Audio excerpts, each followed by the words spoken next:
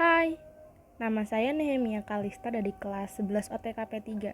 Sekarang saya akan melakukan pengoperasian data dari butik Nyonya Fatimah. Pertama-tama kita harus download aplikasi akuntansi UKM. Kita mulai dari yang pertama, tanggal 3 Januari, Nyonya Fatimah mendirikan butik dengan menyetorkan uang sebesar 37 juta. Mari kita ke aplikasi akuntansi UKM-nya. Pertama, modal Nyonya Fatimah. Ini masuk ke tambah modal pemilik, simpan kekas. Keterangannya modal Nyonya Fatimah sebesar 37 juta. Simpan. Setelah itu, tanggal 4 Januari, Nyonya Fatimah membeli barang dagangan di Tanah Abang sebesar 21 juta. Di tanggal 4, masuknya ke pengalihan aset dari kas ke persediaan barang dagang, nominalnya 21 juta. Lanjut di tanggal 5 Januari, pemilik menerima uang pinjaman dari bank sebesar 50 juta. Kita masuk ke tanggal 5, itu termasuk di utang dari bank, simpan kekas, keterangannya utang di bank, nominalnya 50 juta. Simpan. Lanjut di tanggal 7 Januari, Nyonya Fatimah membeli peralatan butik sebesar 18 juta. Di tanggal 7, masuk ke pengalihan aset dari kas ke peralatan, keterangannya peralatan dagang, nominalnya 18 juta. Simpan. Lanjut di tanggal 10. Di tanggal 10 Januari diterima pendapatan dari hasil penjualan butik Fatimah sebesar 8 juta. Itu masuk ke pemasukan, diterima dari pendapatan simpan kekas, keterangannya pendapatan hasil jualan sebesar 8 juta. Simpan. Lanjut di tanggal 12 Januari, membeli barang dagangan sebesar 25 juta rupiah. Dari pengalihan aset dari kas ke persediaan barang dagang, nominalnya yaitu 25 juta. Setelah tanggal 12, di tanggal 15 Januari, Nyonya Fatimah mengambil uang untuk keperluan pribadi sebesar 4.500.000. Tanggal 15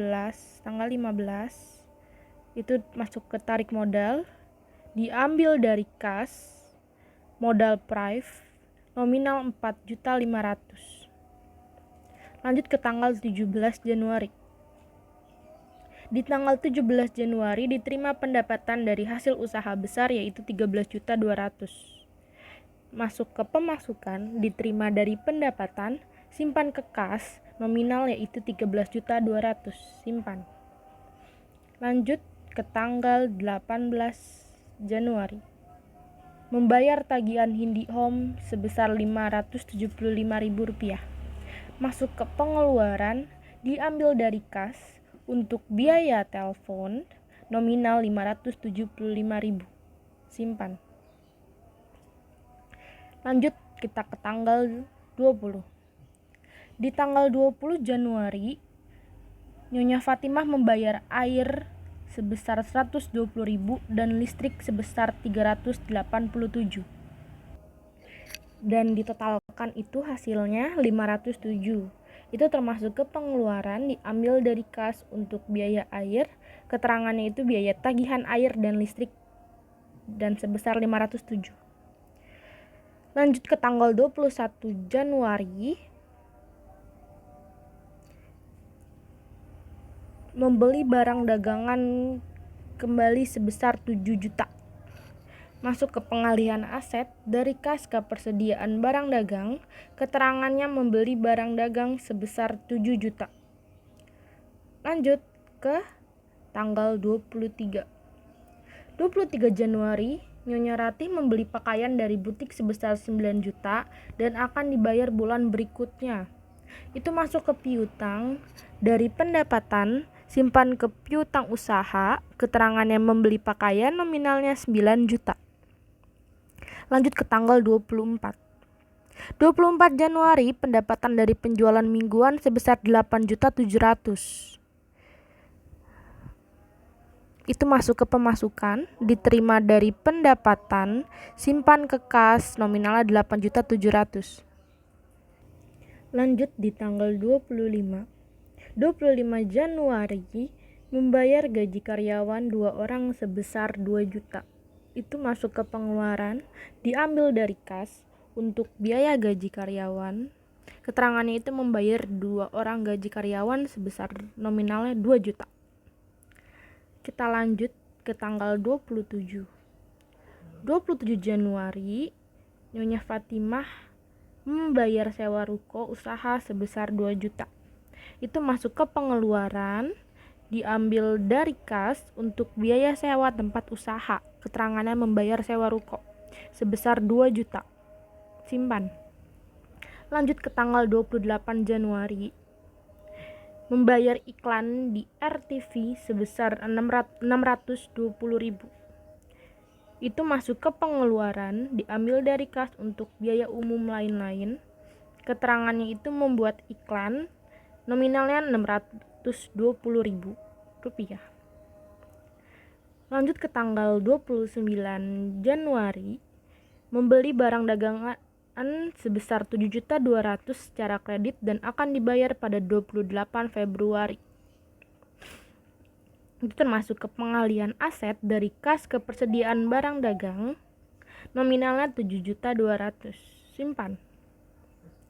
Di tanggal 31 Januari, diterima pendapatan penjualan sebesar 25.300.000 rupiah. Itu masuk ke pemasukan, diterima dari pendapatan, disimpan ke kas. Nominalnya sudah tercantum, yaitu 25.300.000. Simpan. Ini tadi itu sama seperti di sini. Bisa dilihat sendiri ya.